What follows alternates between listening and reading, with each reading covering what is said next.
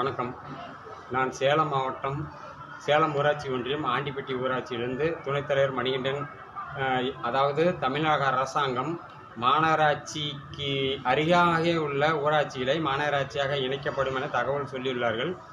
அதன் கடிதம் எங்களது ஊராட்சிக்கும் வந்துள்ளது.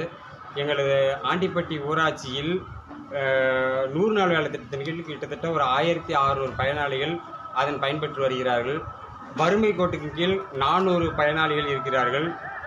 எங்களது ஊராட்சியில் கிட்டத்தட்ட ஆடு மாடு கொட்டாய்கள்லாம் நிறையா பயனாளிகள் பயன்பெற்று வருகிறார்கள்.